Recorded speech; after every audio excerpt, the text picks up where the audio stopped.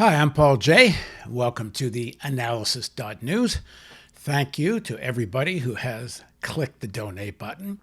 And if you haven't, maybe you might do it this time. If you're watching on YouTube or our website, click the share button and subscribe and all of that. And be back in a second with Michael Hudson.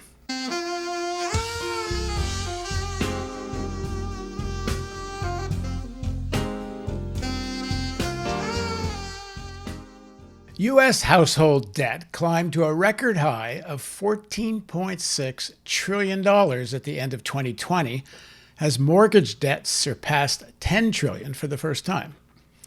Now, the GDP of the United States is only around $21 trillion. Americans owe over $1.71 trillion in student loan debt, spread out among 44.7 million borrowers. That's about $739 billion more than the total U.S. credit card debt. While defaults and payments have been halted due to the pandemic, I'm talking now again about student debt, there's no plan yet for forgiving such debt in spite of promises from Biden and many others in the Democratic Party. Biden said during a CNN town hall that he would not forgive $50,000 through executive action, as urged by Senators Schumer and Warren. Biden said, "I'm prepared to write off the $10,000 debt, but not the $50,000 because I don't think I have the authority to do it." Well, a group of 17 state attorneys general called on Biden to forgive $50,000 in student debt loans per borrower through executive action, asserting he does have the authority to do so under the Higher Education Act. On the other hand, beginning in mid-March 2020, the Federal Reserve initiated an aggressive policy of quantitative easing, which included the purchase of corporate bonds. Billions of dollars of corporate debt has been purchased by the Fed, mostly from major companies, including Apple, AT&T, General Electric, Ford, Comcast, Microsoft, and around 90 others. Companies that probably didn't even need their debt purchased. So the role of the state in forgiving debt is quite okay, as long as it's a major corporation and not a student.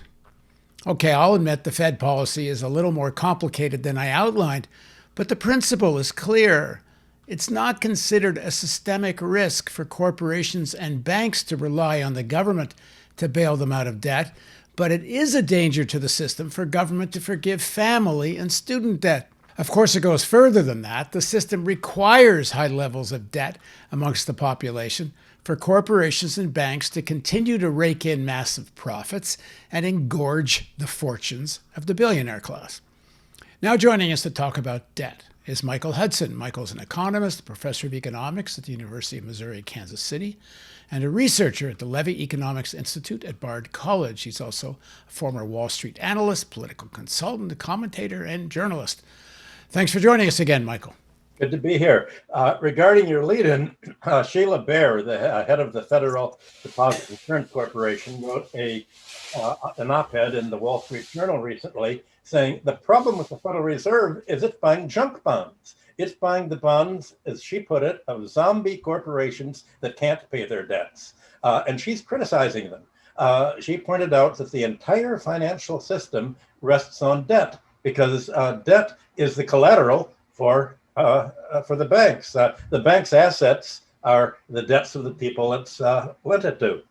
So the Fed policy is aimed ever since 2008 by somehow keeping the economy's ability to pay its largest massive debts, real estate debts, intact by lowering interest rates to support the mortgage market. And if you support mortgage lending, then even if individual homeowners can't pay their debts, they can at least sell them to somebody or a company, a renting company that can afford to pay. So the whole financial system is a pyramid resting on these debts. Let me just emphasize something you just said, because you kind of corrected me on something correctly, that the fact that these major corporations like Apple and all that got their bonds and debt bought was a piece of it, but you're right. The other piece, which actually developed maybe a little further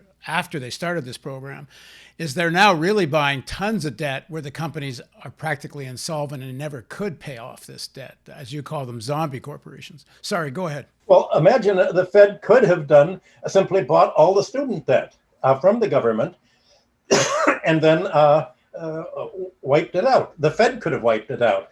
The fact is, if the government were to write down all the student debt, it wouldn't cost the government a penny right now. And it wouldn't cost the banks a penny because the debt's owed to the government. And the government would simply be canceling a future source of revenue. And by canceling the student debt revenue, they'd say debt is a public need. Debt is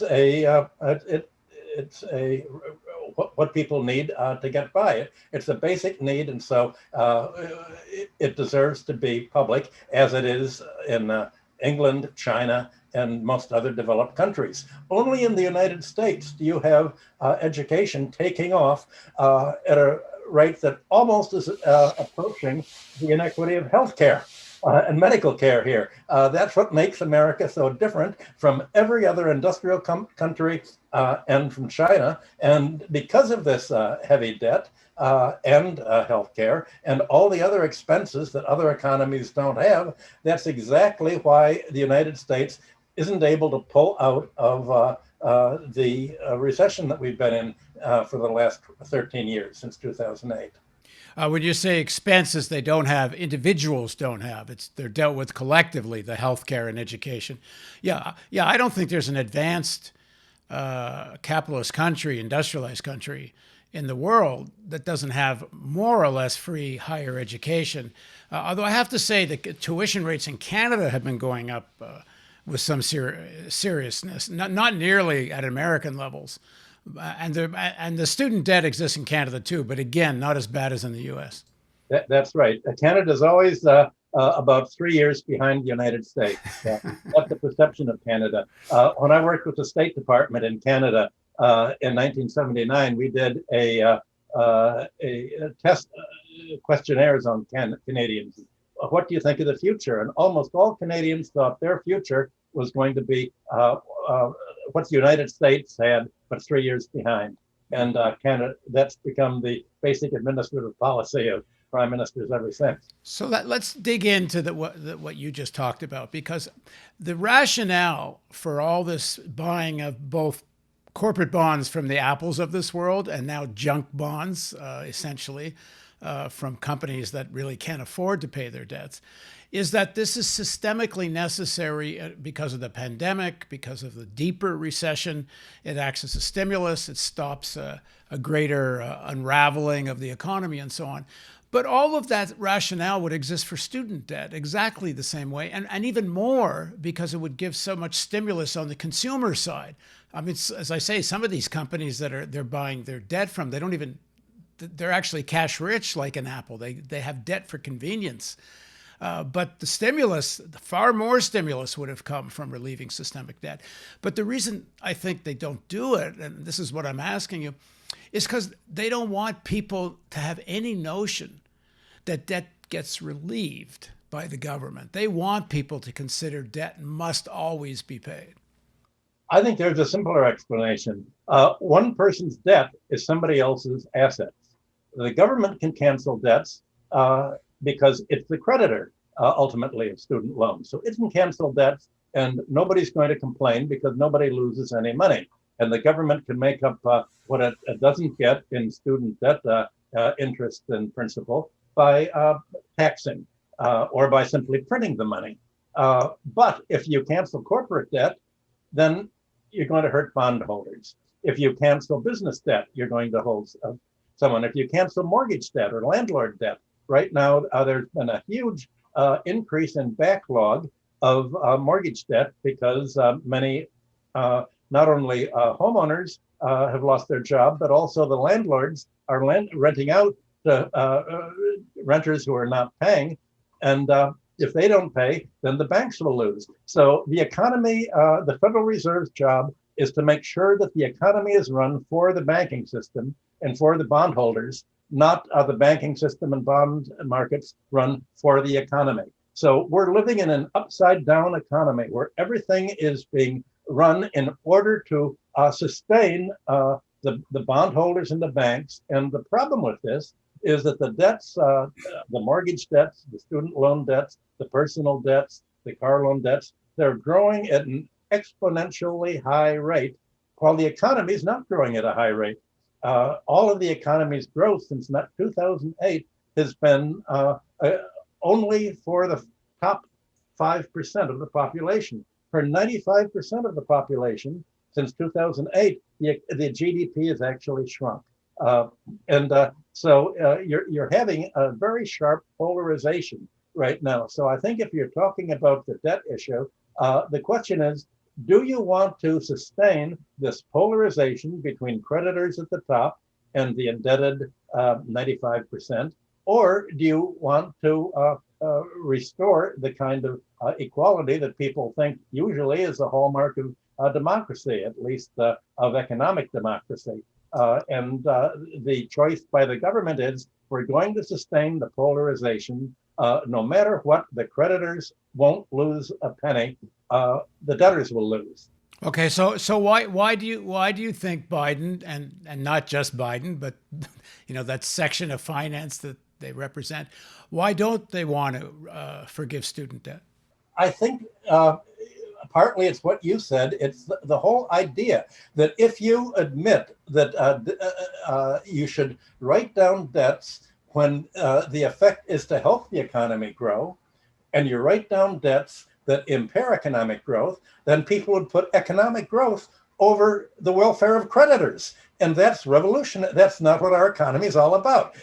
We put creditors first, not the economy. And the very thought of putting the welfare of the people first over the creditors in general is, they'd say, well, that's totalitarianism.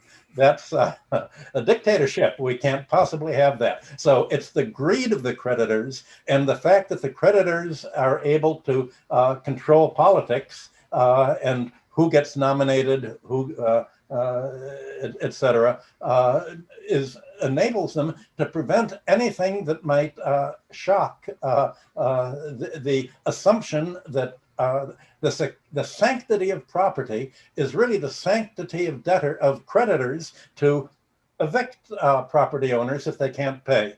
It's really the sanctity of debt. And if you talk about the sanctity of debt, it's the sanctity of the exponential growth of debt, even when it's beyond the ability to pay, even when it pushes the economy into a chronic depression. And in fact, what we're suffering now is debt deflation.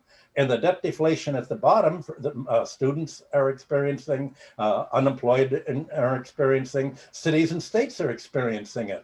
They can't afford to pay. The transportation system are running at deficits. All of these deficits are the savings and the gains and the wealth of the 1% or 5% or whatever you want to call the banking and creditor class. Yeah, I saw a stat from Brookings Institute. Now, this is a few years old, maybe 5, 6 years old. But the amount of assets in private hands after liabilities in the United States was at that point something like $98 trillion. It's not like there isn't enough wealth. There's no reason why people have to be in such debt. It's as you say, it's the polarization. Talk a little bit about this issue of debt relief, because you've done a lot of work on the history of debt and debt relief. Well, the interesting thing is that people assume that the economy is going to crash if people don't pay the debts. But as we've discussed before, I've headed an archaeological anthropology group at Harvard since 1984, where we've gone into the economic history of Mesopotamia.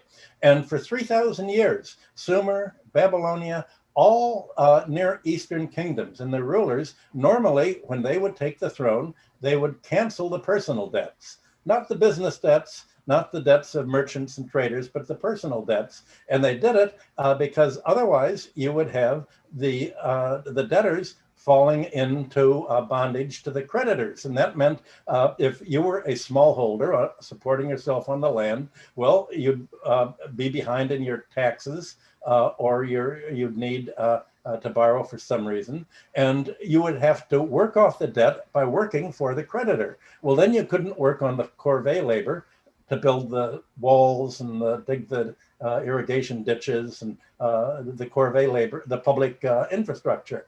And if you couldn't, if you owed the crop surplus to the creditor, then you couldn't pay the taxes. So the rulers normally would simply, every new ruler who took the throne in the Near East for thousands of years would simply have a clean slate. He'd say, okay, we're wiping out the backlog of debts. And Hammurabi's laws, one of his clean slate proclamations, said, well, if there's sickness, or if there's a crop failure, or if there's some interruption in economic activity that people can't afford to pay, then the debts don't have to be paid. Well, the result was resilience. The result was not an economic collapse. This seems so radical that for almost a century, Assyriologists and economic historians said, well, they couldn't possibly have canceled the debts, because if they did, the economy would collapse. Well, the fact is the economy didn't collapse because they canceled the debts. Once you wipe out the debts to the creditor class, you prevent an independent financial oligarchy from developing. You enable the smallholders to pay the crops to the palace as they did before, and they're on their working on their own land. They're able to do their corvée duties, the work duties that they did in the off season from the planning. And so these clean slates would not only cancel the debts, they would give back the property that had been forfeited to the creditors, and they would free the debtor from bondage, that is, owing the labor to the creditor. And in fact, this was word for word borrowed by the Jubilee law of Judaism, Leviticus 25. So even it was actually built in to religion. But by the time Jesus appeared and said he'd come to restore the clean slate, in his first sermon, you had the Roman oligarchy taking over. And Rome rewrote the whole law and completely changed the course of civilization, certainly of Western civilization, and said all the debts have to be paid. There are not going to be any debt cancellations. We're not in a democracy. Well, for 5 centuries, from about the 6th century BC in Greece down to the end of the Republic with Augustus in Rome, you had revolts at urging a debt cancellation and a land redistribution. There were constant revolts in Rome, the secessions of the plebs. There was civil war. There was civil war in Greece, and that's what democracy in Greece began with. Leaders called the tyrants, who were reformers who kicked out the oligarchy and canceled the debts and redistributed the land. Well, that stopped being done, and the result was a dark age. So you have Western civilization ever since Rome having a stop go. You'll have the debts build up. It'll lead to a crash, to austerity, and the whole world now is being subjected to what the International Monetary Fund subjected third world countries to. If you want to see where the U.S. economy is going, look at what happened to Greece when the International Monetary Fund and Obama personally and Tim Geithner, as Treasury Secretary, told Europe, you can't forgive Greece's debts because the American banks have written debt default contracts on these, and we'd lose money. So to save my constituency, the banks, from losing money, you have to create a permanent depression in Greece. Well, that principle of Obama is exactly the principle that Biden is following today. Biden says it's worth, and the Democratic Party and the Republicans say it is worth plunging America into depression. It's worth impoverishing it just so the upper 1% of creditors in the banks will not lose. And it's why the economy is polarizing, not converging. Wasn't it just, my memory is it wasn't that long ago there was a bill that would allow students to declare bankruptcy and avoid student debt, and then they wouldn't do it, right? They exempted student debt from that.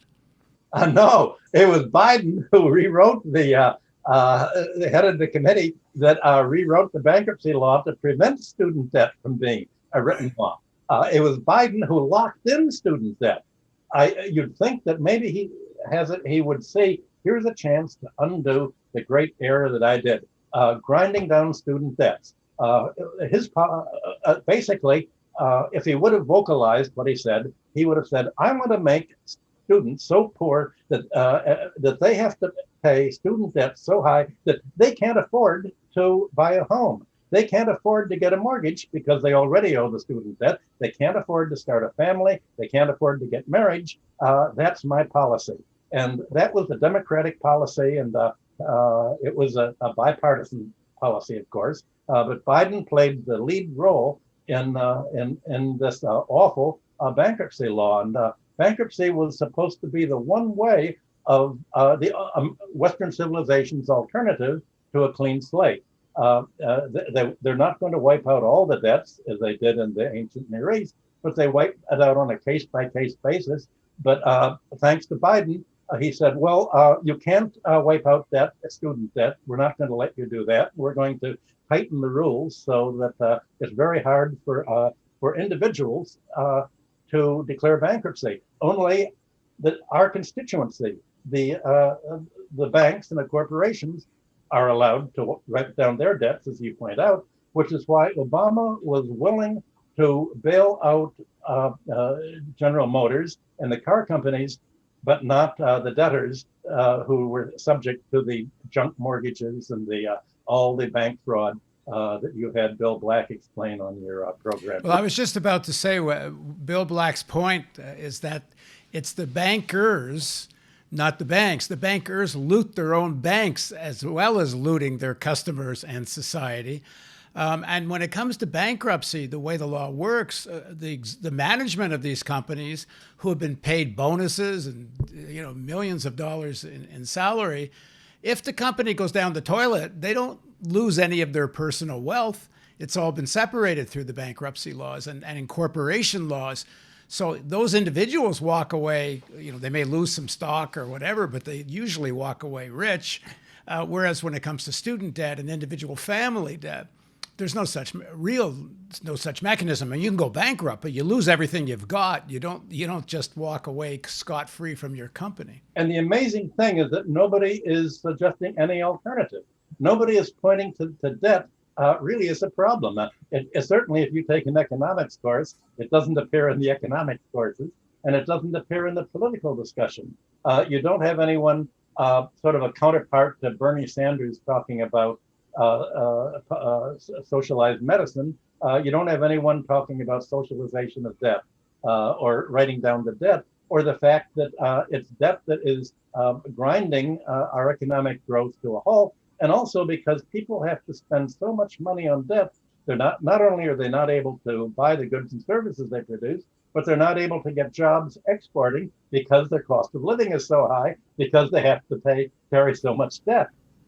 Well, why in the United States, as compared to the other industrialized countries, has the cost of higher education so been put on the shoulders of students? I mean, there's Nordic countries in Europe. I can't remember exactly. I think Norway's one, but there's a few others. Not only do they provide free education at the highest levels, they'll even give it to anyone from around the world who goes there. They'll give them free education. I believe in Germany, foreign students even get a stipend to go to school. Why did it develop so differently in the U.S.?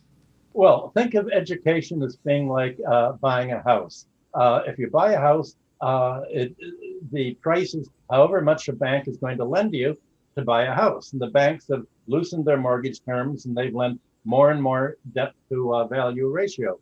Same thing in education. Once you privatize the educational system, and once you provide a market for banks to finance it, banks are going to compete to lend more and more money to students, and students will all take it on. And the student debt initially created a huge market for the banks that would essentially appear on every campus, and they would lend more and more for the education. And so obviously universities thought this was wonderful. If the banks will lend our students more, we'll make more and more money. And so the schools turned into profit centers. New York University is a profit center. Columbia University, a profit center here in New York. And you can just look at the huge rise of endowments in Harvard, Yale, all over the country. Now schools are run as if they're for profit, quite apart from the actual for-profit colleges, which don't really provide education. They are only markets for banks to make debt, or for the government to make loans to students that go directly to the universities, regardless of what they do. So it's the privatization of education. In America, we do not believe that education is a human right or a social right. Education, everybody's free to get whatever education they can pay for. They're free to get whatever medical care they can pay for. Other countries say, wait a minute, you don't have to pay for human rights. But America has turned everything into a commodity. Education is a commodity to be bought and sold. Healthcare is a commodity. It's all been not only privatized, but it's been financialized. And this is presented as capitalism, but it's finance capitalism. It's not industrial capitalism, which is why Norway and England and Germany are capitalist countries, but they haven't financialized human needs and basic rights to the extent that the United States. Well, I think that's the key word, to the extent, because they're certainly on the way there. Yes, and that's the trend in the West, and it's pulling the whole Western world into a whole debt pyramid. So, if can you have the kind of debt relief you're talking about, wipe out student debt to start with? That seems to have more support than other kinds of debt. But can you have this kind of modern capitalism without this kind of debt? Isn't it kind of inherent in financialization that they actually need large people, large sections of the population in debt? And not only in the U.S. I mean, household debt is pretty high in most industrialized countries. Well, it's inherent in financialization, but not in capitalism. The German economic miracle of 1947-8 was based on a debt cancellation. All domestic debts were canceled except for the debts that employers owed their employees, for the monthly payment, and except for a minimum bank accounts. And in Germany, they wrote down the debts, and the result is this made Germany a debt-free economy, and was able to take off and become the Europe's dominant industrial power as it was today. So of course, you could have under capitalism a debt write-down, just as you had in ancient Babylonia a debt write-down, and you had a thriving economy. And if you don't write down the debts, you're not going to have an economy of any form. You're going to have austerity, and you're going to have, in Rome's case, a dark age. But isn't financialization, you had a lot of financialization in the 1920s. You had the big crash in the 30s, depression. But right after World War II, financialization takes place, throughout the capitalist world, and it takes off like a rocket in the 1980s. But that horse has left the barn, hasn't it? I don't think you go back to a capitalism that's not financialized. In the sense, I think it's inevitable with modern capitalism. That certainly is a trend now. But if you do not definancialize the economy, then you're going to have the economic growth concentrated in countries that are not financialized, such as China, where finance is a public utility. The real key to make capitalism effective would be to keep money and bank and the credit and debt system as a public utility. China can afford to write down the debts, and it doesn't have a constituency to lose because the debts ultimately are owed to the People's Bank of China, the central bank, or the Bank of China. And capitalism can only succeed, certainly industrial capitalism can only succeed if you don't have finance crowding out industry. If you don't have finance just absorbing the whole economy and making it really into an economy like ancient Rome. And of course, the irony of that, banking as a public utility and the finance sector's opposition to that, is they can't exist without government subsidy and bailouts and all the rest. It kind of is a public utility, except for the people that own the banks. It's an unregulated public utility because, again, as Bill Black has explained, there's been regulatory capture. The problem in the United States was the creation of the Federal Reserve by banks. It was created, the Federal Reserve was created in 1913 to make banking a private enterprise, not a public utility, and to take very explicitly to shift the center of money creation and credit rules away from Washington towards Wall Street and Philadelphia and Boston, and to decentralize it, to get the government out of the credit and debt system and let the creditors run wild over the economy. That was what they said. The result was they even removed the Secretary of the Treasury from membership on the Federal Reserve Board at that time. This was a new class war, and it wasn't the kind of class war that Marx warned about. It was a class war of finance against the rest of the economy. It was a resurgence of the rentier economy, except the rentiers in the 20th century and the 21st century are the creditors and the bankers and the financial institutions, not the landlords. Well, so we'll have to see if there's a people's movement that can make this demand of banking as a public utility, because it seems to me, amongst other things, it's hard to imagine a climate change policy that's going to actually be effective without weakening the power of the finance sector. Well, right now, I don't see how you can have a meaningful climate change policy if the largest market for banks are the oil industry and the mining industry. And they intend to keep it that way. You have the interest of the banks and the financial sector diametrically opposed to doing anything about global warming or about any kind of social or environmental reform. That's why when President Obama was pushing for the TPP, the Trans-Pacific Partnership, and the TTIP with Europe, he had an element of that was the private courts. The government lost any authority to enforce environmental rules against any foreign investor.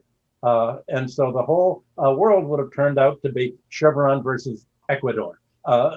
Any government that would impose an environmental rule about pollution or global warming could be sued for damages, so that the company would have made as much money as it would have made if it would have continued to pollute and destroy the environment. That was Obama's great thrust, hoping to finally drive a nail into American democracy. And that was largely why he was voted out, because people were so appalled at the hypocrisy and the, I won't use adjectives, but the support of corporations against government, against civilization. That was what the TPP and the TTIP were. All right. Well, this is just the beginning of a conversation, Michael. Thank you. And also for people that want to see more of Bill Black, Michael's mentioned him a couple of times. I've just started publishing a series of interviews with Bill on the history of American financial fraud, starting with the S&L crisis in the 80s. And we're taking it up to today because Can I say one thing? Yeah, go ahead, Mike. Okay. I was hosting when Ralph Nader wrote a study of Citibank. The group all met in my backyard in New York. And the lawyers working on fraud got very disappointed in what Nader was doing at that time with Citibank, because they all realized the problem wasn't at that time fraud, it was that it was all legal. So the worst thing about the financial system is it's legal, it's not fraud. In other words, when the banks do it, it's not fraud, to paraphrase Richard Nixon. Now, obviously, Ralph Nader subsequently has moved towards more reform. And meanwhile, real fraud has taken place because of the regulatory capture. But the real problem is the structuring of the financial system itself. Even without fraud, the system is headed towards economic polarization, austerity, and disaster. Thanks very much, Michael. Good to be here. And thank you for joining us on theAnalysis.news. Please don't forget the donate button and all of that. And we'll see you again soon.